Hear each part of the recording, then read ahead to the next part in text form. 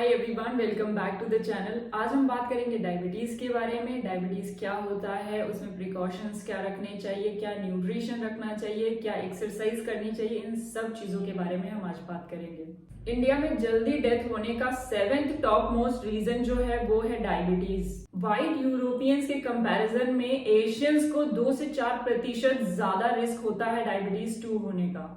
India diabetes 2017 के according 7.3% Indian adults को diabetes है और 10% पॉपुलेशन प्री डायबिटिक है और 47.3% जो पॉपुलेशन है उसको डायबिटीज है बट अनडायग्नोस्ड। इंडियंस में डायबिटीज बाकी कंट्रीज के मुकाबले 20-25% ज्यादा है, जिसमें से काफी पॉपुलेशन तो ऐसी है जो ओवरवेट भी नहीं है। जो डायबिटीज के केसेस हैं उसमें 90% जो केसेस हैं वो टाइप 2 डायबिटीज के पेशेंट का है।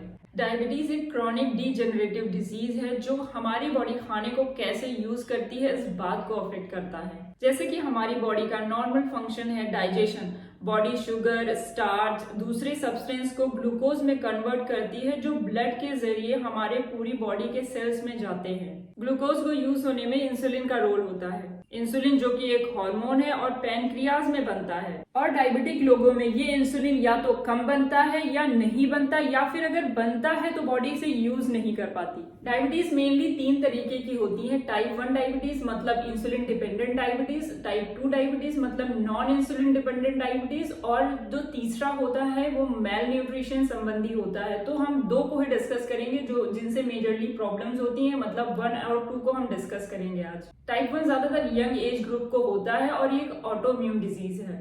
इसमें पैनक्रियाज की जो बीटा सेल्स होती हैं जो इंसुलिन का प्रोडक्शन करती हैं वो डिस्ट्रॉयड हो जाती हैं। इसमें इंसुलिन का प्रोडक्शन या तो बहुत कम होता है या बिल्कुल भी नहीं होता, तो हमें बाहर से इंसुलिन के इंजेक्शंस लेने पड़ते हैं। नॉन इंसुलिन डिपेंडेंट मतलब टाइप 2 डायबिटीज, ये स्लोली डेवलप होता है और इसको हम कंट्रोल कर सकते हैं अगर हम अच्छा एक्सरसाइज और डाइट फॉलो करें तो। टाइप 2 डायबिटीज में इंसुलिन का प्रोडक्शन तो होता है लेकिन जो उसका एक्शन होता है वो इम्पेयर्ड हो जाता है, मतलब कि इंसुलिन की इफेक्टिवनेस कम हो जाती है।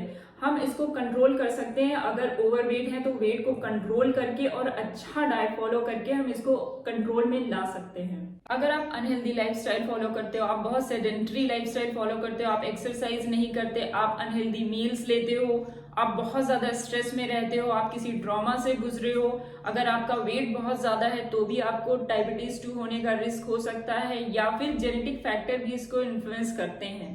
अब सवाल ये है कि हम कैसे पता लगा सकते हैं कि किसी को डायबिटीज है या नहीं। तो कुछ सिम्टम्स होते हैं वो देखकर, और कुछ टेस्ट हैं जो करवा कर आप पता लगा सकते हो कि किसी को डायबिटीज है या नहीं। जैसे कि हाइपोग्लाइसेमिया, अगर बॉडी का ब्लड शुगर लेवल बहुत ज्यादा स्पाइक होता है तो आप एक डायबिटीज का टेस्ट करवा लीजिए, शायद आपको डायबिटीज हो सकता है। रैपिड वेट लॉस, अगर आपका 15 से 20 किलो वेट जो है वो 2-3 महीने के अंदर गिर जाए तो आप समझे कि शायद आपको डायबिटीज हो सकता है, तो इसीलिए आप डायबिटीज का टेस्ट करवा लीजिए। पॉलीयूरिया टेस्ट मतलब कि यूरिन शुगर टेस्ट, आपकी यूरिन से कितना शुगर पास हो रहा है ये टेस्ट करवाकर आप जान सकते हो कि क्या आपको डायबिटीज है या नहीं। कीटो एसिडोसिस, हमारी बॉडी डायबिटीज के टाइम पर प्रोटीन्स को और कार्ब्स को एनर्जी के लिए यूज नहीं कर पाती, इसीलिए वो एनर्जी के लिए फैट को यूज करती है।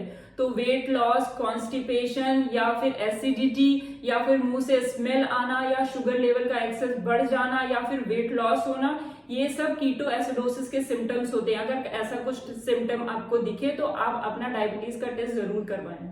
इसके अलावा बहुत ज्यादा भूख लगना, बहुत ज्यादा प्यास लगना, बार बार यूरिन के लिए जाना और वीकनेस फील होना और वेट बढ़ जाना या कम हो जाना, ब्लड शुगर लेवल का बढ़ जाना, ये सारे सिम्टम्स होते हैं डायबिटीज के।